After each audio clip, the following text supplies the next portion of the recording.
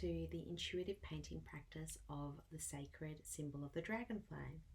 My name is Kylie Blachetta and I'll be guiding you through this sacred painting practice.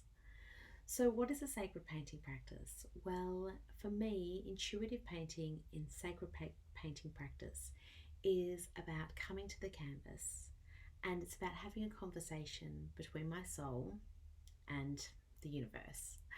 And I love this saying that prayer is asking the universe for something and meditation is listening to the answer.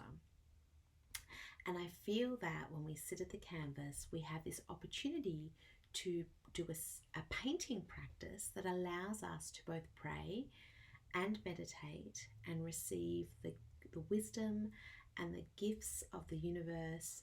We can experience comfort, we can experience inspiration, we can feel supported in our next evolution of who we are, or as we're going through challenging times in our lives, that the canvas allows us to have that experience of communicating and dialoguing with ourselves, with the universe, and listening to the beautiful gems, the gifts, the wisdom that the universe can provide for us, and feeling loved and supported in that moment. It allows us to tap into our intuition. It allows us to connect with different energies that might support us as we're growing into the next version of ourselves, or moving through difficult times, or simply wanting to play and have fun and experiment and use our imagination. So we can do so many things that are supporting us as humans, having this human experience, but also that we have this infinite soul that can connect with the greater power of love, or whatever you may feel to be connected to.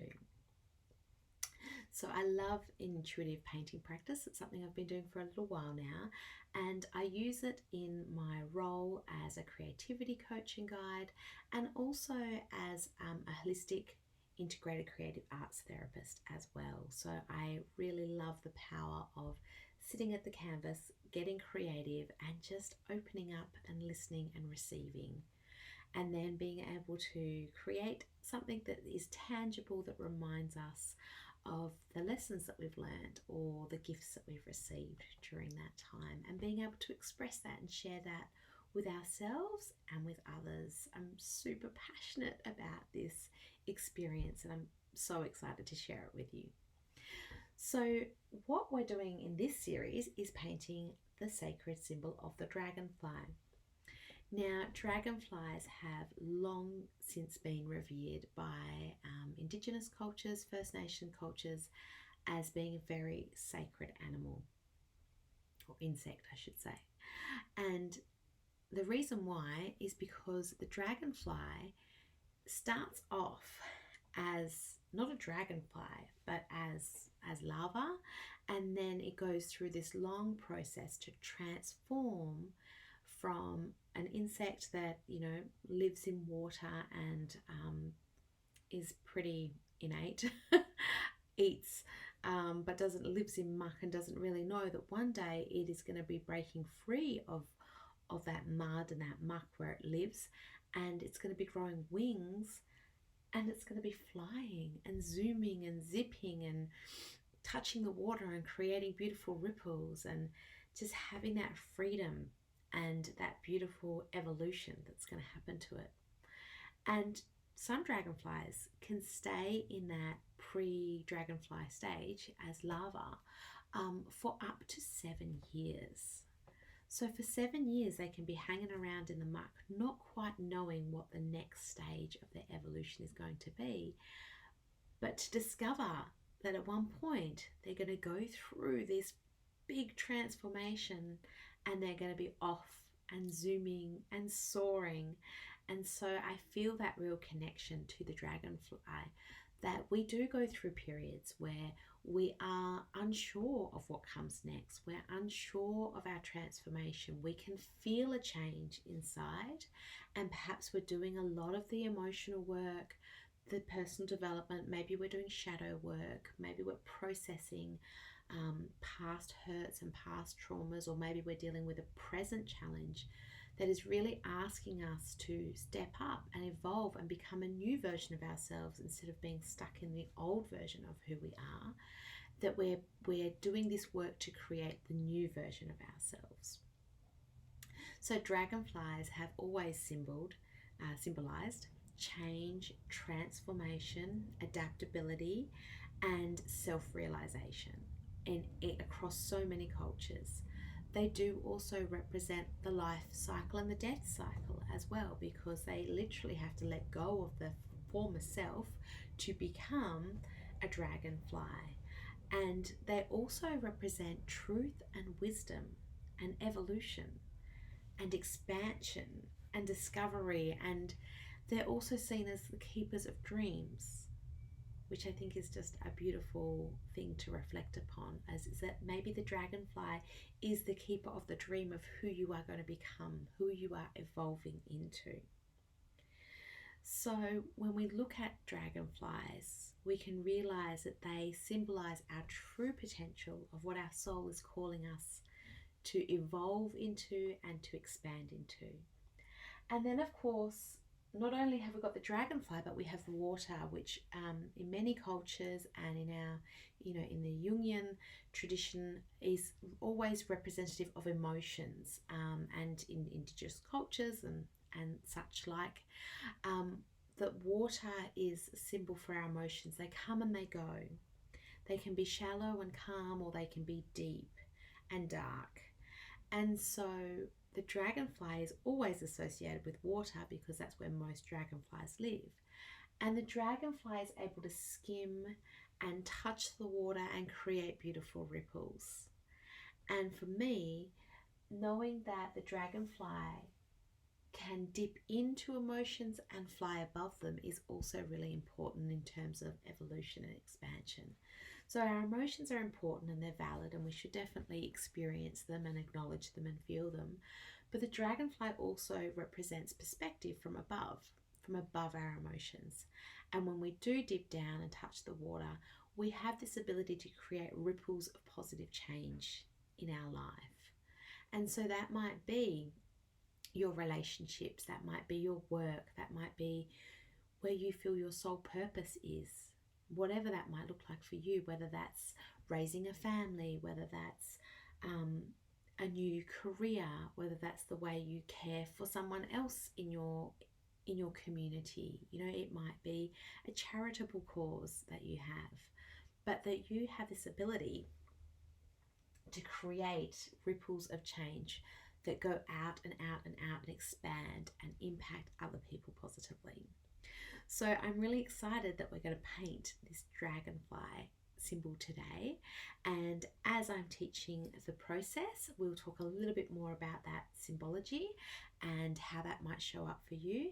And we're going to paint this guy in layers, okay? So we're going to paint an intentional layer underneath, then we're going to paint another layer, and then we're going to paint our dragonfly on top. So we're going to layer it with all of these intentions and prayers and opportunities for meditation, and we're just going to be free and allow this beautiful dragonfly to evolve, to come out of the canvas, to be there to support us in the next stage of our expansion. So pleased you're here, and I can't wait to show you this process. So you can jump right in, or if you're really wanting to check the supplies list, I did do a video on the supplies list as well for what you might need to complete this video. Great, I'll see you over there. Welcome to the video explaining the supplies list that you'll need to be able to paint your sacred symbol of the dragonfly. So of course you'll need a canvas to start with. This is a square canvas, but the one that I'm going to be using is a 40 by 50 centimeter canvas. You could choose to do it on a round canvas, a large canvas, a small canvas, whatever you like. The sky is the limit. If you wanted to do it on canvas paper, canvas board, unstretched canvas, if you wanted to do it on acrylic paper, that's okay too. So the sky is the limit. Anything you would like to do, you can paint it on, but I'm going to go for a 40 centimeter by 50 centimeter canvas. And then of course we're going to need paint. So you don't have to go out and buy hundreds of different colors unless you really want to, which is of course lots of fun. But you can really just use the primary colors to do any painting, and then you can mix the colors that you want as well. So I like to use predominantly cool colors in my paintings. So I've got a cool red, a cool yellow, a cool blue, and then black and white, and these come in a set all together. So they're the basic colors, the primary colors that you need. And of course, if you want to go out and buy beautiful paint colors already mixed up for you, you can do that as well. So I may use aqua, this beautiful brilliant violet. I love magenta, another violet, a darker violet. Dioxide purple is incredible. Cerulean blue, Payne's grey, whatever you want to use. The sky is the limit, of course, whatever. And then I usually will throw in some accents, so some pale gold or some silver. That's completely up to you. You'll need paintbrushes, an assortment of paintbrushes. So these are just some that I've plucked out. Different sizes so that you can choose whether you want to do big brush strokes, especially when it comes to the background. You might want to do nice big free strokes, and then when you want to do some smaller detail, you might want to grab a smaller paintbrush. I've also included some stencil brushes and some stencils if you want to do that. It's great just to have these things at your disposal if you think you're going to want to use them, and if you don't use them, that's okay too. A palette knife or one or more is great to just get a different texture as well. Some water in a jar. This is my paint stained water jar that I tend to use quite a lot. A paint palette, of course, to put your paint on. And then I also like to use some pictures for my inspiration. So you can just Google pictures and print them off and have them laying around for inspiration. And then finally, you might want to use textures, markers, paint pens, and of course any other mediums that you might like to use. So in this painting, I have used paint pen to do the wings here, acrylic paint pen. You might also like to use charcoal, which is something that I tend to use to sketch out my shapes as well, because you can rub them out pretty easily too. And then finally, and this is completely optional, but you might like to create an altar. So I've just got a very small altar over here. I've lit a candle. I actually have this dragonfly that I found when I was on holidays after I chose to use the dragonfly as my symbol for this year.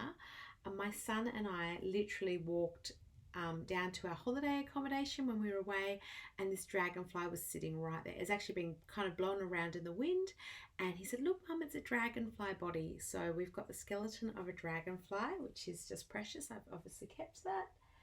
And I have an oracle card with the dragonfly spirit as well. So you might want to use crystals, you might want to put out any sacred items that feel special to you. You might have jewelry with dragonflies on it, whatever it might be that just fills you with joy.